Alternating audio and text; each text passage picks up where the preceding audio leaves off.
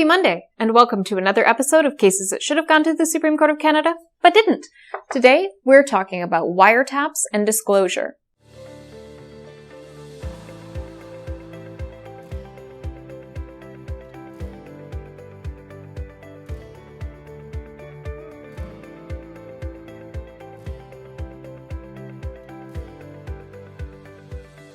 Cases that should have gone to the Supreme Court of Canada, but didn't. A woman was charged with importing methamphetamine into Canada and smuggling it across the Canadian border. Law enforcement was able to apprehend her as a result of the fact that they had obtained a wiretap authorization against her and had intercepted her private communications. At trial, she argued that those private communications should not be considered in evidence against her, challenging the validity of the search and the wiretap that took place. In part of the course of her challenge, she applied for disclosure from the Crown of the make, model, and serial number of the mobile device identifier used by police to identify which mobile device she was using.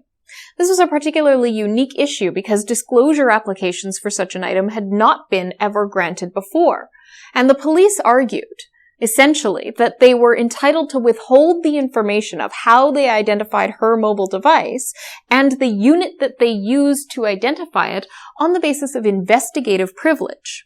Investigative privilege is essentially a concept that says that if something could compromise future investigations, then it should not be disclosed even in the course of a criminal trial where an accused is entitled to make full answer in defense. And it really strains credulity to see how investigative privilege really applies to an item or an article used to identify a mobile device. Yes, it's a course of the investigation. Yes, it's a tool and technique used in the investigation.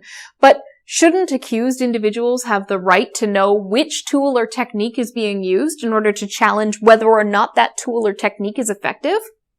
This, in my mind, is akin to saying to somebody who's charged with impaired driving that they can't know what type of approved instrument was used to capture their breath sample because it might compromise police investigations by allowing accused individuals to learn how they work and how they malfunction, and then argue that there had been a malfunction, which of course would be the crux of a defense. And if the mobile device identifier had not been used properly by police, had been improperly functioning or improperly working, then wouldn't that compromise the validity of the issuance of the original search warrant, and shouldn't that have been something that was in the application to obtain a wiretap authorization?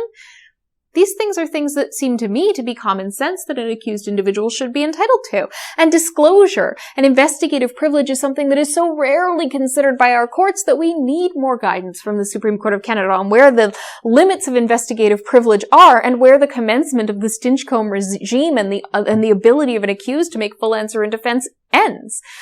Where that line is between those two is such an important distinction in criminal law, because otherwise you're going to have situations where police claim investigative privilege over more things than is necessary, and the courts, presuming that investigative privilege is more important because they don't have sufficient guidance from the Supreme Court of Canada, are going to continue to prevent accused individuals from actually being able to challenge the admissibility of evidence and the techniques used to obtain the evidence to get that challenged evidence in consideration before the court.